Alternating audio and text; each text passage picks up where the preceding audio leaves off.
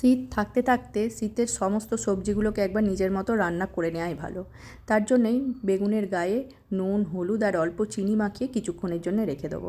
আজকে যে রান্নাটা করব সেটা হলো ধনিয়া বেগুন। স্বাদে গন্ধে অতুলনীয়। রুটি, ভাত যে যেটা দিয়ে খেতে ইচ্ছে খেতে পারো।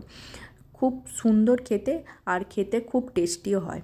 তো যাই হোক, রান্না করাটা কোনো ঝামেলা নয়। তো আমি মিক্সির জারে পেঁয়াজ, রসুন, কাঁচা লঙ্কা, অর্ধেকটা টমেটো আর 1 চামচ টক দই নিয়ে ফেটিয়ে নিলাম। নিয়ে এরপর যা কাজ, বেগুনগুলোকে অল্প তেলে এদিক ওদিক ভেজে নেবো। একটু তেলটা কম দিয়েছি, দেখো সব তেলটা বেগুনে টেনে নিয়েছে। কিন্তু কি করি বলো, আমি একটু তেল সম্পর্কে সচেতন, তো আমি এইভাবেই নেড়ে চেড়ে নামিয়ে নেব। তো এরপর আবার কড়াতে কিছুটা তেল দিয়ে এবার যে মশলাটা বানিয়ে রেখেছিলাম পেঁয়াজ রসুন দিয়ে, সেটা দিয়ে একটু অল্প অল্প করে নাড়াচাড়া করব। জানি অল্প তেলে রান্না করলে টেস্টটা অতটা ভালো হয় না, কিন্তু যতটা সম্ভব কম তেলেই রান্নাটা করব আমি।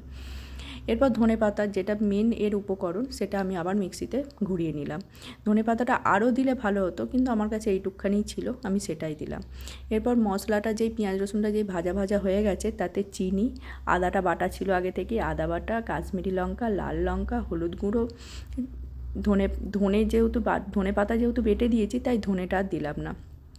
এই দিয়ে নাড়াচাড়া করে নিলাম। তেলটা সত্যিই খুব পরিমাণে কম দিয়েছিলাম, তাই দেখো একদম তেল যেন মশলা থেকে বেরোচ্ছেই না। তাই আবার একটুখানি ঘি দিলাম। ঘি যদিও নামাবার সময় দিতাম, তা ঘি দিলাম। এরপর ধনেপাতার মিশ্রণটাও দিয়ে দিলাম।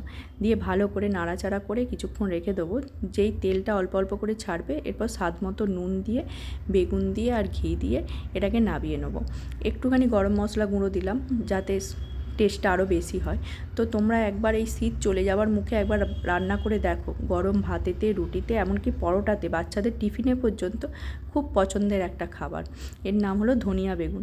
যদি না রান্না করে থাকো, রান্না করে দেখো। আমি তো রাত্রিরে ডিনারে বানিয়েছিলাম, তাই রুটি দিয়েই খেয়েছি। তোমরা চাইলে ভাত দিয়েও খেয়েও।